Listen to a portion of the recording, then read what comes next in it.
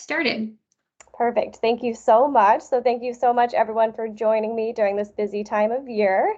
Like Alicia said, she'll be keeping an eye on the chat box, so anyone feel free to ask questions at any point, and I will do my absolute best to be able to answer those as we go through.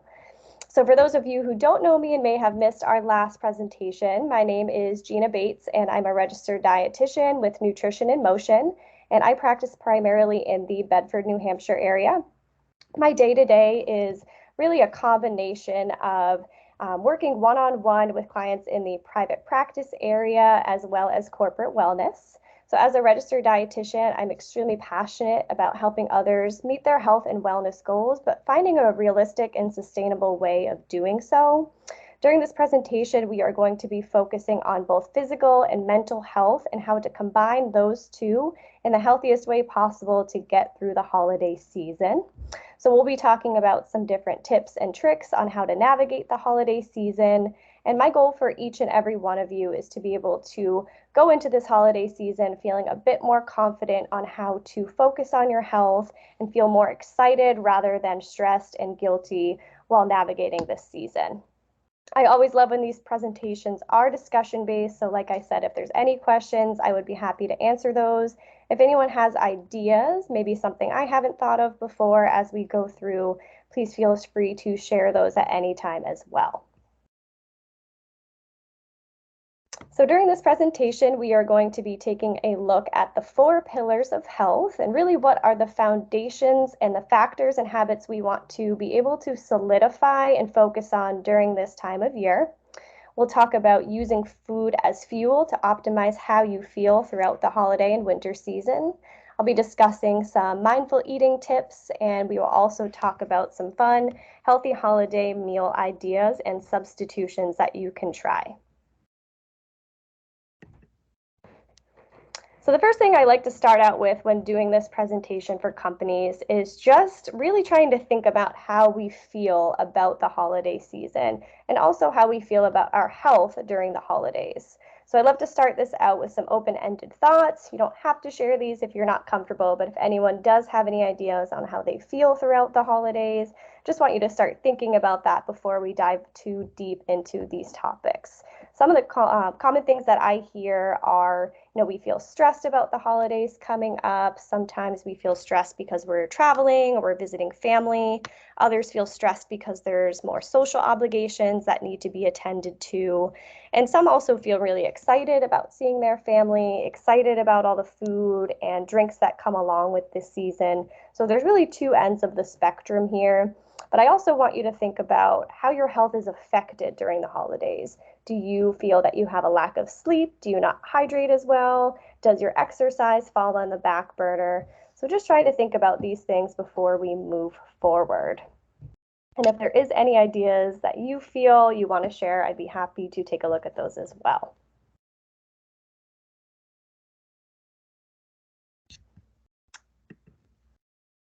All right, so first we'll talk about the 4 pillars of health, being nutrition, exercise, mental health, and also sleep. I like to view wellness in this manner because sometimes the wellness industry really hyper focuses on certain aspects, which makes these other pillars fall to the back burner. So we may hyper focus on our nutrition, therefore our sleep or our mental health fall back. Maybe we focus too much on our exercise, therefore our mental health and our stress may increase or decrease. So it's important to be able to focus on all of these factors at the same time. I want to think about health as a strong house. We need these 4 pillars in order to keep a strong foundation for not just right now, but also for the future in order to prevent chronic disease, decrease our inflammation, and keep our healthiest selves. Of course, as a dietitian, I'm a little bit biased when it comes to these 4 pillars, and typically my main focus is nutrition. But when I work one-on-one with clients, we talk about all 4 of these pillars, not just during the first initial consultation, but typically throughout every single session, because without proper nutrition, you can't have the rest, and without proper exercise, mental health, and sleep, all of these can become weak as well. So my advice for you is to try to focus on these 4 pillars of health during the holidays. don't get discouraged if one of these becomes a little bit weaker, but just try to take it one step at a time, such as getting 8 hours of sleep, eating a vegetable every single day, or focusing on your mental health, whatever that means for you. So as we move forward, I want you to think about which one of these pillars falls to the back burner for you during the holidays, which one feels a little bit weaker, and when you recognize that, you're able to focus a little bit more on it.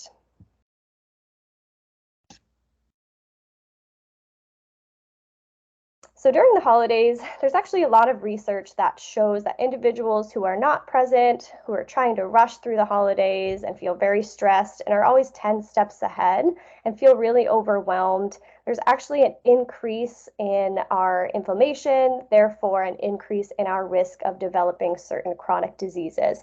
And if you were present for our last presentation on chronic disease prevention and management, we know how important that this can be. So it really does damage to our mental and our physical health, and it can really just increase that inflammation and not feel the best. So what you can do to celebrate and be present during the season is try to take advantage of time with your family and friends and try to go to those social obligations without an increase in your stress levels.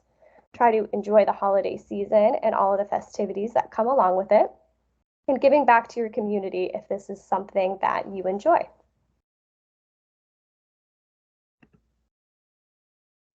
So this time of year, I have so many questions from my clients and also family and friends of, what is my advice on how to get through the holidays? What do I recommend? What are some things that I personally do? So many people ask this, and the first thing that comes to mind for me is sticking with a routine.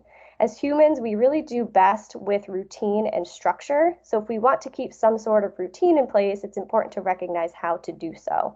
Even if we're traveling or have family visiting, some sort of routine should try to be solidified during this time of year. The first thing that I recommend is trying to eat every 3 to 5 hours or so.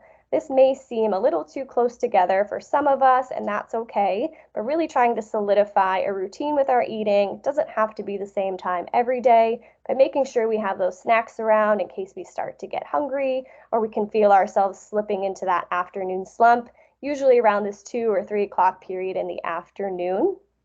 Eating every 3 to 5 hours is important because it keeps our blood sugar regulated, keeps our hormones on their preferred path.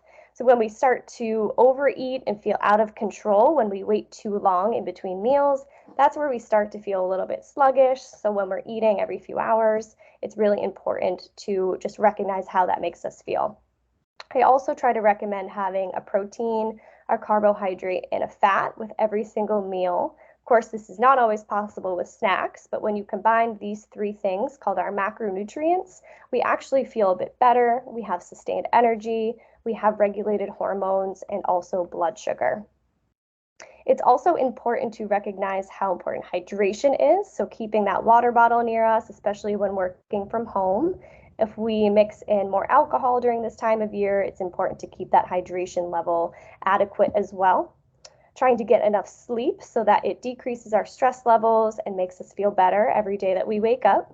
And also trying to keep some sort of routine with exercise, whatever that means for you. So that can really help to prevent the brain fog that we experience when working throughout the day, especially if we are on the go quite a bit during this season. And we will dive into most of these as we go forward. One quick question came in about sleep. So sleep around menopause. Any tips, best practices, ways to get better sleep, just around that time for women? Definitely. So with menopause, of course, there is a change in our hormone levels. So one thing I recommend to my clients going through that or post or pre is making sure that what you're taking in before bedtime gives you adequate nutrients. So if you're eating straight carbohydrates before you go to bed, say a pint of ice cream or leftover brownies from the party you went to the day before, that's not going to regulate our sleep hormones the best that it could. So making sure that you're having something that contains a carbohydrate with a protein or a fat before bedtime can actually regulate your sleep a lot better. And I find this personally too. If I'm not eating the best things before bed, I wake up a little bit more often. And I actually don't feel great when I wake up. I'm not really well rested. I feel like I could go to sleep for longer. So something like an apple with peanut butter or some popcorn and nuts, that's really important about an hour before bed to help regulate that. And it does make a big difference with sleep. So that's one thing that I can think of.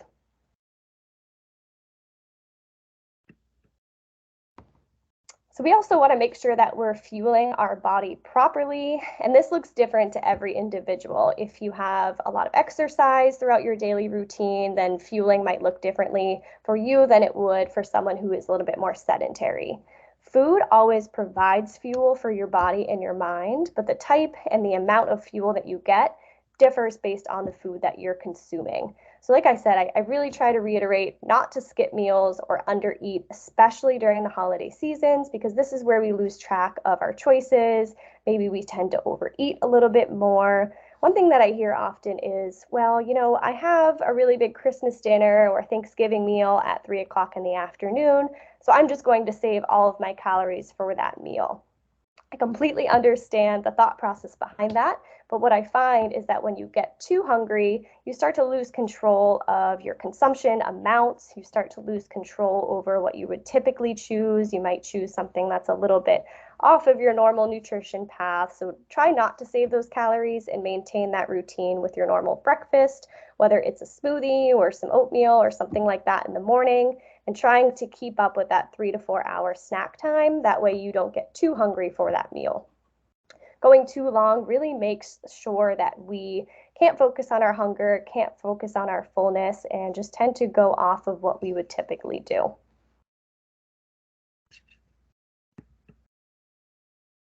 So as a dietitian, a lot of people assume that I am not an advocate for snacks, but this is one thing that I tell all of my clients: have snacks with you. Always make sure that you have snacks available so we never get too hangry throughout the day. Snacks are really important because they keep your energy levels up throughout the day, they keep that blood sugar regulated, and also keep your hunger at bay. Like I said, try not to save those calories for the weekend or a night out because you will overconsume and start to feel worse throughout the night. You want to be able to have energy throughout the season when you have more social obligations, maybe family visiting. You want to make sure that energy is where it should be. Some snack ideas that I recommend that contain that carbohydrate with a fat or protein would be vegetables with hummus, maybe Greek yogurt with granola, an apple with nut butter, whole grain crackers with cheese, or even lightly salted popcorn with some nuts or some chocolate chips to give yourself some sort of trail mix. I really like the Boom Chicka Pop that is sold in grocery stores. That's one of my favorite snacks. It's a whole grain, so you're getting a ton of fiber, and this is a really good one before bed as well if you tend to crave more of that salty, crunchy snack.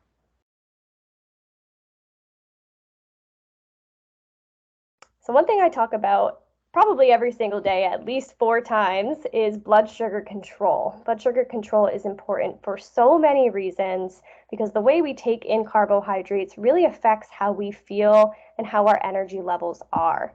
So when we're taking in processed carbohydrates such as white breads or candies, things with simple carbohydrates, we get an initial spike in our blood sugar, as you can see with this red jump here. After about an hour and a half or so, we start to decline below our threshold, which is where you start to feel a little bit sluggish, maybe ready for a nap at 2 or 3 o'clock in the afternoon. You just don't feel your best and you feel like you just want to be done with the day. If we're eating processed carbohydrates with fat or protein, it actually keeps this a little bit more stable. We have a better source of energy. We're just feeling more sustained throughout the day. This also comes into play with unprocessed carbohydrates such as fruits, vegetables, whole grains, and also beans and legumes. So I recommend trying to consume these whenever possible. But of course, I am realistic and I know that processed carbohydrates will come into play every now and then as well. So just keep this in mind if you are looking to have your energy more sustained. If you know you have a full work day and you have to go to a social obligation afterwards, just try to keep these things in mind.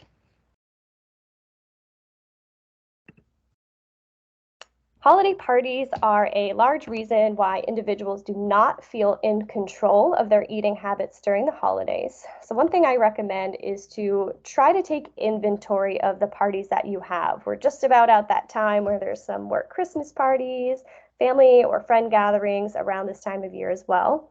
So try to take inventory of, what are your favorite parties? Are there places that you go only once a year for these parties? Maybe it's the Puritan back room and you really want to indulge on those chicken fingers and mudslides, something along those lines. It's important to look ahead to these. If you know this is something you're going to be consuming, try not to overdo it and just prepare ahead by maybe having a snack before you go, making sure you're maintaining your normal routine and not saving those calories for that one meal. Decide which foods are your favorites and which are available all year long. If you make brownies that you're taking to a party and you make these for every party, you may not need to indulge on these because you know you have them readily available whenever you need them. But maybe your coworker is making her best mac and cheese and you know this is one of your favorites. Make sure to have a little bit of it, but try to keep the fiber and nutrient dense things along with that. Don't be afraid to enjoy your favorites and just try to mix in those healthy options like the raw fruits and veggies to keep you full, some extra protein to keep you feeling satiated for a longer period of time. And any questions before I dive into the next topic? Is the next topic sleep? We will get into that. Okay, Yeah. there is a question on sleep, but I was going to wait until we chatted about it. So far, no questions. All right, perfect. So one of my favorite topics we'll discuss is mindful eating. So I never thought as a dietitian I would find myself thinking about this topic as much as I do, but it plays a role in every single appointment that I see with clients because when we are not being mindful, our nutrition will fall back. So mindful eating is really important, and this looks a little bit different to everyone, but some things I can recommend, little bit basic, are tuning into your hunger and your fullness. So I think Thanksgiving is a really good example of this where we don't always have that big meal, and the one day of the year that we do, we typically overdo it. There's nothing wrong with that, but trying to tune into your hunger and fullness can make sure that you feel a little bit better once you get up from the table to go lay on the couch. Trying to tune into your hunger and fullness is something I work with clients on a lot because they can really, leave your mindset if you are stressed out or you feel like your exercise is lacking. There might be something that comes into play there. Try not to worry about cleaning your entire plate. This is one thing I hear a lot from my clients is, well, when I was a child, I could not get up from the table without cleaning off my entire plate.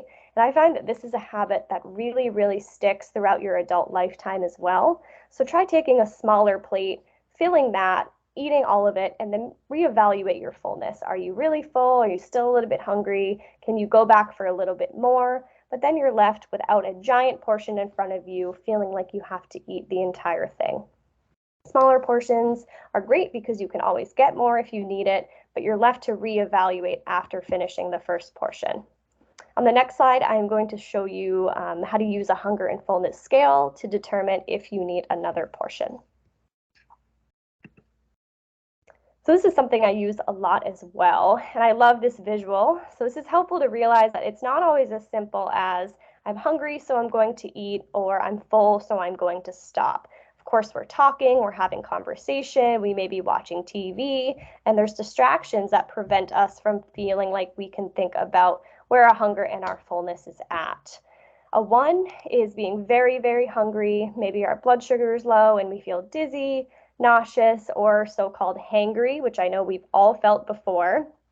And a 10 is when you feel overly full and uncomfortable. You may even feel nauseous and physically ill because you overate. And sometimes this kicks in about 20 minutes after you finish a portion. So when you're eating, you don't feel it until a little bit afterwards. It takes some time for your body and your mind to connect to be able to say, you know what, I think I've had enough.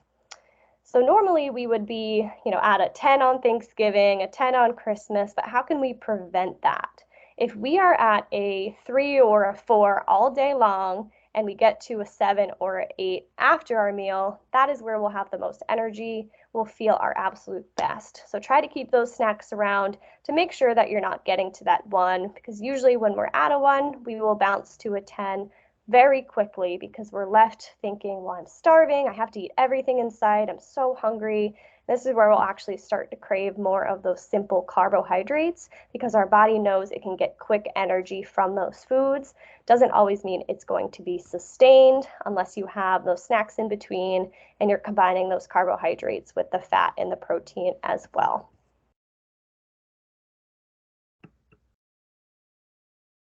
So some holiday meal tips. I love discussing this topic because it's fun to be able to modify recipes to increase the nutrient density. You can try to have your coworkers try some different foods that you usually bring, but maybe you've added a different nutrition flair to it.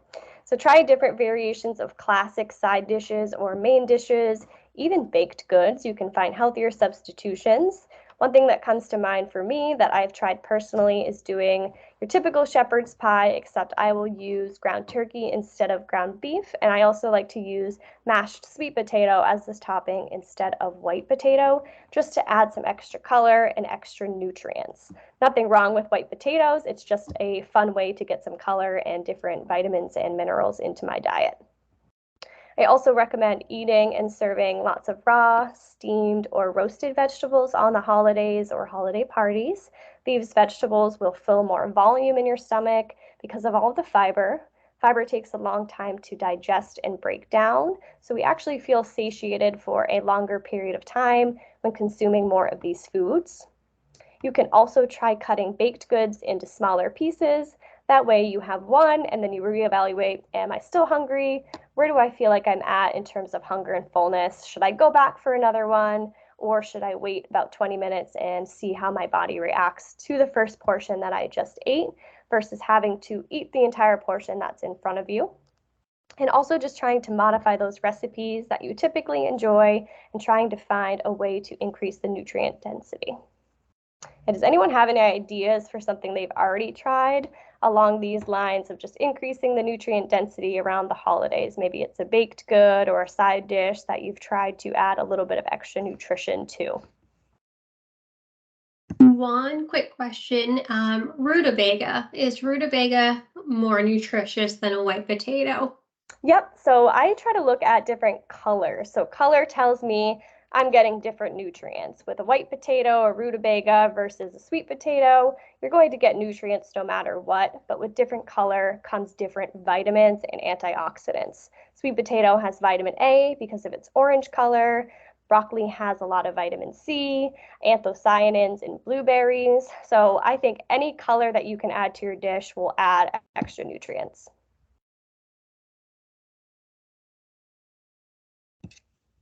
All right, we'll switch gears a little bit and talk about alcohol. So I will start by telling you I'm not the dietitian that is going to tell you to cut out alcohol completely. I know this is unrealistic, especially during this time of year. This is a way to relax and enjoy ourselves. And I do believe alcohol can be consumed in moderation.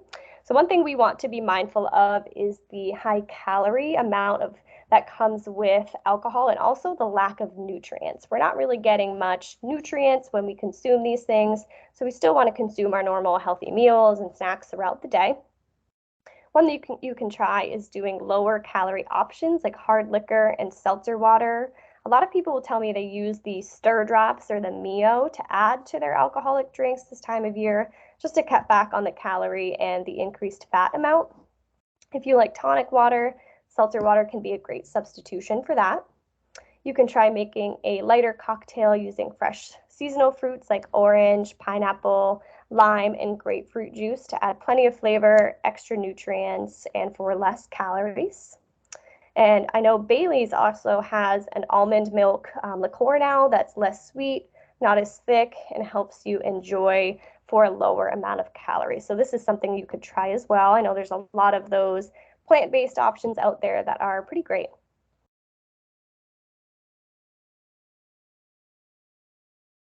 So a little bit more about hydration. Water is extremely important for many different reasons. We need hydration to help clear out the toxins that we consume because of alcohol or highly processed foods. We really need water to help carry everything through. A change in eating patterns this time of year, which most of us experience, it does affect our bowel regimen, and water can help prevent irregulation or constipation during this time of year. Water can also help with our metabolic health. So, if you're someone who struggles with a slow metabolism, keeping your hydration up can actually raise that metabolism amount and also promote joint health during this time of year when it's a little bit colder and some of us feel a little bit more stiff. You can try broth-based soups as an easy way to get some extra hydration if you don't love the plain taste of water. If you prefer flavored drinks, maybe try water with a splash of cranberry or mint, or try to make some sort of mocktail just to get your hydration up. It doesn't have to be plain water. Seltzer water also will count towards this, and so does decaffeinated tea and coffee as well.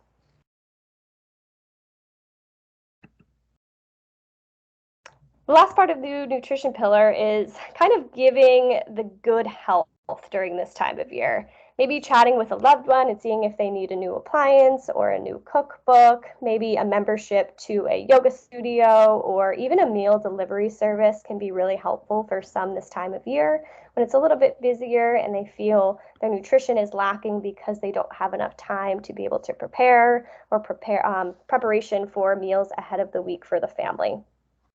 I have to say, one of my favorite kitchen appliances is the air fryer. This has definitely come into play a lot more for me over the last year. It's a great way to cook vegetables, and I find even with picky eaters, sometimes they do enjoy the crispiness of the vegetables you get from the air fryer.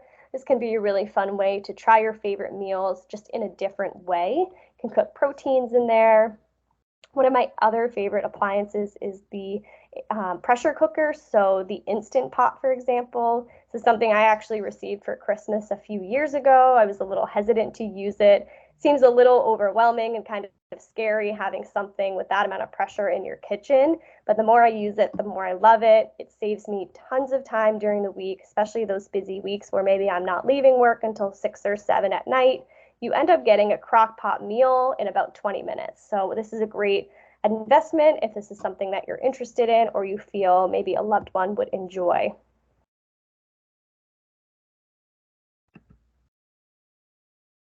So now we'll switch gears a little bit and talk about mental health as our second pillar of health. So we've talked about nutrition, now we'll move on to number 2. Mental health is really important and it goes hand in hand with your physical health. I know it's getting a lot more attention these days. It's something that a lot of us are focusing on and trying to better our mental health so that we're better for ourselves, better for our families. And this is really important to keep track of during the busy time of year.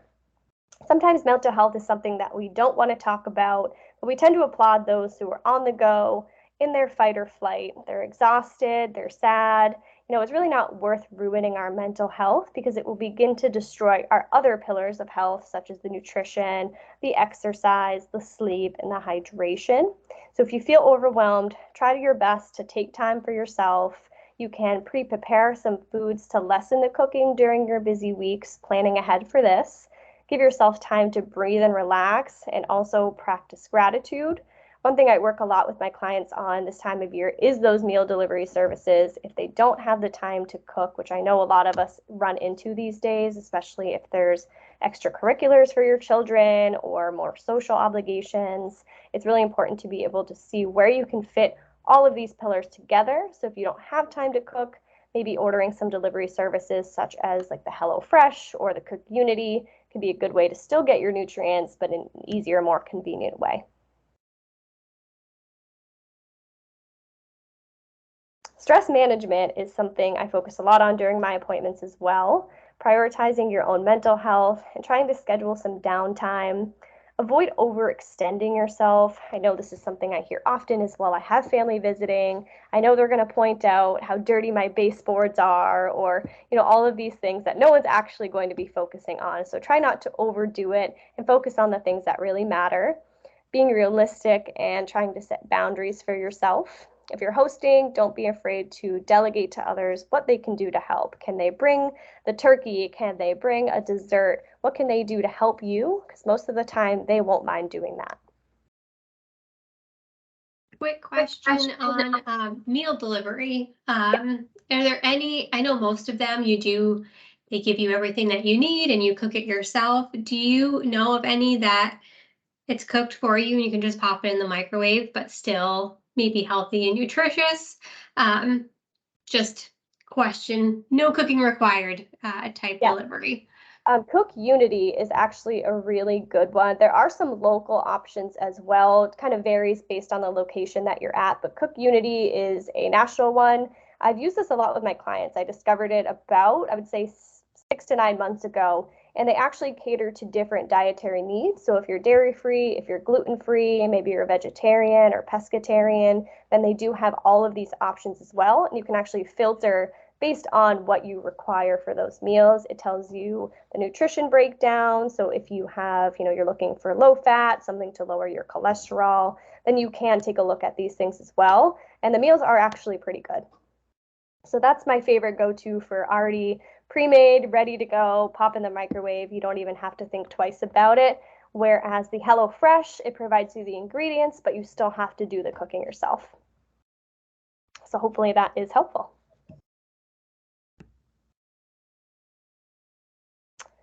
All right, when stress management, when I think about this, I try to think of the 4 A's. 4 A's are avoid, alter, adapt, and accept. And I won't dive too far into this because I know a lot of us want to focus more so on the nutrition piece, but avoiding and trying to respect your limits. Don't be afraid to say no when asked to take on a new task in your personal life. Alter to create a balanced schedule that includes designated downtime to do something that you enjoy, whether it's taking a walk with your dog, reading a book, or going to your favorite exercise class. Adapt to look at the big picture and keep the situation in perspective and try to only focus on the things that are within your control. I know this is easier said than done, but just some things to keep in mind so that our mental health pillar is thriving as well as the other three. Our third pillar of health is exercise or physical activity. I like to get feedback when doing this presentation and also just talking about physical activity because I find for some individuals it's a way to reduce stress, where for others it's an increased stress having to think about where to fit in the physical activity in your day-to-day life.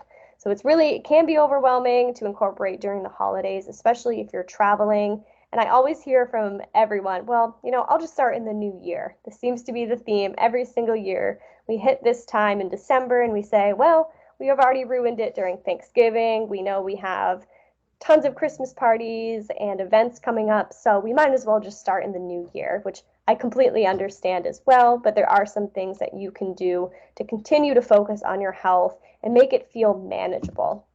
So some easy things that you can do for physical activity are just get outside, get some fresh air. That could be a walk to your mailbox in the middle of your work day. It could be a walk down the street with your dog. Try to maintain your normal exercise habits, especially if you're someone who's extremely routine driven. Falling off your normal schedule with activity will make you feel worse. Try to schedule those workouts. So if you know you have downtime on a Monday night, try to fit it in where you can. Go for walks or do home workouts with your friends and family. And there's also a lot of holiday themed workouts on YouTube. So if you only have 10 minutes to do some yoga at home, just search that on YouTube and there's plenty of options to choose from. I do want to reiterate with movement, movement is exercise. It doesn't matter what kind of movement you're doing. I think it counts no matter what. Any movement is going to be better than none. So how can we implement the mindful movement during the day? Maybe it's a 10-minute YouTube video to do yoga. Maybe it's going a walk with your dog. Maybe it's using a standing desk while you work from home. Pick what feels best to you, and what you enjoy will typically be more sustainable than something you do not love. Don't force yourself to go to a spin class if this is something you absolutely dread, because you won't get what you need to out of it. So just find the movement that feels best to you and also the timing that feels best for your schedule. So our fourth pillar of health and our last one is sleep. Sleep is really, really important, and sleep is the one that typically falls behind, and I'm sure we can all agree on this. We have too much to do, too much to prepare, therefore we end up with an inadequate amount of sleep, especially if we're trying to fit in the exercise, the social obligations, and cooking for you and your family. we should try to aim for about 7 to 9 hours of sleep every night, which I'm sure some of you are saying that's way too much. There's no way I could ever do that. But that is typically where our bodies feel the absolute best. And for quality of sleep, you really want to focus on how broken your sleep is. Are you waking up a lot throughout the night? Are you, really stressed out before you go to bed, not allowing yourself to relax and do the bedtime rituals that works for you? And you want to make sure you're feeling well rested when you wake up. Of course, this isn't going to happen every single day, but if you can try to make that happen throughout the work week, it will make sure you feel your absolute best. The question we had on sleep is those who wake up hungry in the middle of the night. So, or if you wake up and you're just starving, I guess ways to mitigate that or just best practices if you do end up in that situation. So for that type of individual, I would usually assess, are you eating enough throughout the day? Are you lacking in protein? Are you lacking in carbohydrates? Maybe you just started keto and your body's trying to adjust to the lack of something that it's used to. Typically, with that type of individual, I would see something being inadequate when it comes to nutrition. If you're feeling really hungry at 3 a.m., there's usually an indication that maybe you do need a nighttime snack. A lot of my individuals with prediabetes or diabetes actually require something about 1 hour before bed to keep that hunger at bay throughout the nighttime. So maybe trying a snack about an hour before bed would be really beneficial for that type of individual.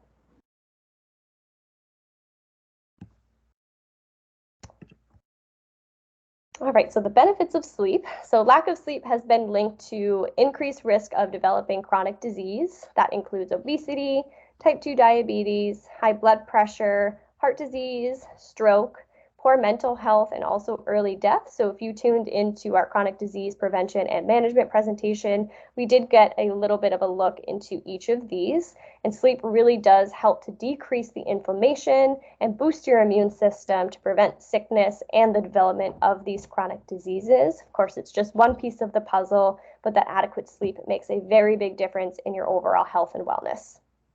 Being well rested can reduce stress and improve mood. And I know a lot of us this time of year have a lot going on. We're not getting home until late at night. We feel we have so much to do. Therefore, we're going to bed at 1 or 2 in the morning, waking up at 6. And I promise you, it's not worth it. It can wait until the next day. Insufficient sleep can alter our hormone levels involved in metabolism, appetite regulation, and also stress. So I find a correlation between inadequate sleep and cravings as well. So a lot of my clients that tell me, I'm craving sweets all of the time, or I'm craving those salty, crunchy snacks at all hours of the day. Typically, it has to do with sleep. If you're not giving yourself what it needs, your body will start to crave these things for really quick energy to try to boost your energy throughout the day. It just doesn't get sustained. So trying to eat every few hours will also help your sleep as well. And before I switch gears completely to talk about how to modify some healthy holiday recipes, is there any other questions in the chat box? No questions. You are good to go. Okay, perfect. The first one I want to discuss is the sweet potato avocado toast. And I won't dive too deep into these, just giving you some different ideas on substitutions to try healthy things for you and your family during this season. Sweet potato avocado toast is one I've done for a demo before. It's really, really fun. It's something different. If you have kids that like to cook, this is a good one to try with them as well. Sweet potato provides beta carotene, which is the antioxidant form of vitamin A. It has a lot of fiber to promote your gut health and also satiation to feel full for a longer period of time. I also like the avocado because it has healthy monounsaturated fats in the form of omega-3s, which are really great for our heart health and really great for our cognitive health during the winter. Spaghetti squash mac and cheese is another one I like to do this time of year. I personally love mac and cheese. I don't think I'll ever get rid of it unless for some reason I become gluten and dairy free, which I don't see happening anytime soon personally, but this is a great way to just alter your favorite recipe to make it a bit more nutrient dense. My motto is always, instead of restricting, how can I add healthy things to my meals? So instead of taking away the mac and cheese, how can I alter it so that I can still enjoy it, but maybe just in a way that gives me some more nutrients, some more fiber, some more vitamins and minerals. I know personally with mac and cheese, you always feel that, heavy feeling. You don't feel great after it. So cutting out the major carbohydrate component of this meal can make you feel a little bit better.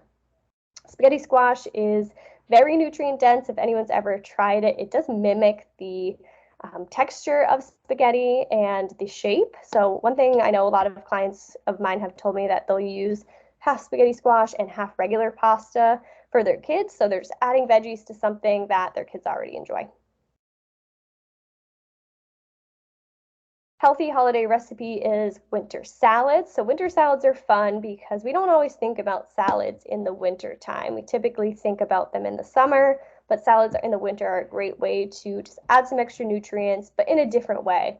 I like to actually roast my vegetables to put on a salad in the winter. It's a bit more comforting. I don't feel like I'm forcing myself to eat something cold in the middle of the lunch day when that's really not what I usually want. So good ways you can do this are either air frying or roasting some vegetables ahead of time for the beginning of the week and just adding them to different meals, adding them to different salads to give you the extra fiber during your lunchtime or dinner time throughout the day. You can also try making your own dressings, which is usually just a base of an oil. Typically olive or avocado is what I recommend. Usually a balsamic or a vinegar to get the acid component. Typically a tablespoon of Dijon mustard. And then I like to add garlic. Sometimes I'll add my favorite seasoning from Trader Joe's, which is the 21 seasoning, and salt and pepper to taste. So this is really easy to do, cuts down on the unhealthy fats and gives you more of the healthy fats if you are looking to control your blood pressure or your cholesterol a little bit better. I also love the chocolate bar. So if you're a sweet eater, this is a really fun one to do. Dark chocolate will actually give you some nutritional benefit. I always love when I can talk about chocolate in a positive way. There's plenty of antioxidants if you're using dark chocolate as compared to milk chocolate.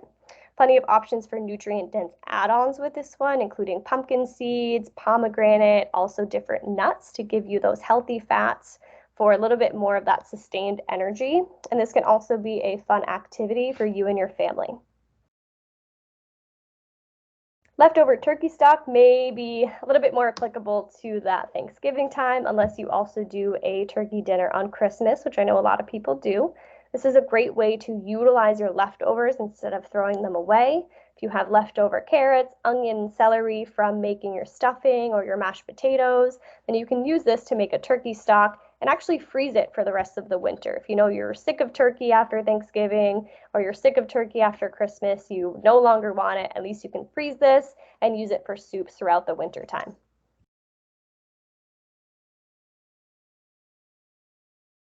All right, so that about covers it. So when we think about the holidays, I really want everyone to go in with a positive mindset and think of, instead of thinking, how am I going to survive this? It's really, how am I going to be my best self? How am I going to incorporate health? And I don't want that to feel stressful in any way. Some things you can do are maintaining your normal sleep, exercise, and hydration habits, making small goals for yourself instead of trying to jump too high. Enjoy your favorite holiday foods while trying to mix in some of those healthy options where you can. Pay attention to your hunger and fullness cues to help you prevent from overeating, just not feeling great at those events. You can also modify your favorite recipes to increase the nutrient density instead of trying to just restrict your favorite options altogether, because then you're left feeling like you crave them even more. You can try to give gifts that promote a healthy and active lifestyle, and make sure to always prioritize your own mental health before others as well. So I have provided my contact information on this slide. If anyone else needs additional help understanding these topics, or if anyone has additional questions on how to navigate the holidays in a healthy way and how to focus on those 4 pillars of health. So I'm always happy to help if you have any questions, or if anyone actually wants those recipes that I just showed, feel free to send me an email and I would be happy to send those along. Real quick, I will stop recording.